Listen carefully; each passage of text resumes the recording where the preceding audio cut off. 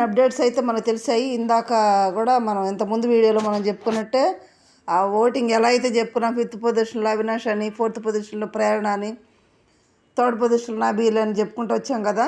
సెకండ్లో నకీల్, ఫస్ట్లో గౌతమ్ అని. ఇప్పుడు ఈరోజు అయితే 3 ఎలిమినేట్ అవుతారని తెలుస్తుంది.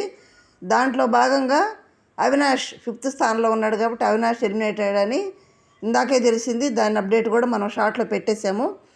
ఇప్పుడు నెక్స్ట్ వచ్చి 4th పొజిషన్లో ఉన్న మన అందాల రాక్షసి ప్రేరణ ఎలిమినేట్ అయినట్టు తెలుస్తుంది.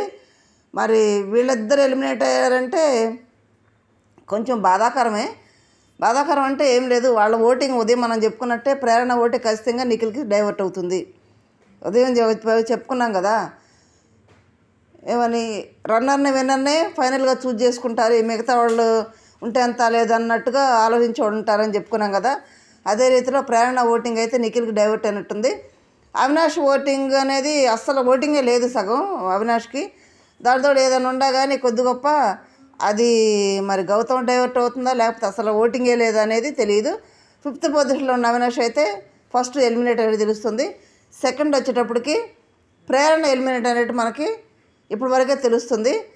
నెక్స్ట్ ఎవరు అనుకుంటున్నారో కామెంట్ చేయండి. నెక్స్ట్ మనకైతే మన ఓటింగ్ ప్రకారం 3rd పొజిషన్లో నబీల్ ఉన్నాడు.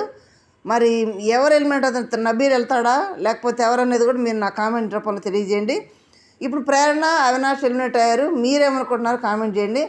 గెస్ట్లు ఎవరు వస్తున్నారంటే బాలయ్య బాబు సినిమా వస్తుందంట కదా, బాలకృష్ణ, అది ఆ సినిమా గురించి ఆ టీం వస్తున్నారంట, heroine team. Next Sai Dharamtej 18వ సినిమా ఏదో ఉందంట, ఆ సినిమా గురించి సంబంధించి సాయి ధర్మతేజ్ కూడా వస్తున్నారంట. పుష్ప టీం అల్లు అర్జున్ వచ్చి గెస్ట్గా వస్తారన్నా కానీ అల్లు అర్జున్ గారు వచ్చే పరిస్థితి లేదు కాబట్టి అల్లు అర్జున్ గారు కాకుండా తన టీము వస్తున్నారంట. మరి హీరోయిన్ వచ్చిద్దా రష్మిక తెలియదు. రష్మిక ప్రేరణ బెస్ట్ ఫ్రెండ్స్ అంట. మరి రష్మిక వచ్చిద్దో తెలియదు కానీ వీళ్ళైతే టీమ్స్ అయితే వస్తున్నారంట గెస్ట్లుగా.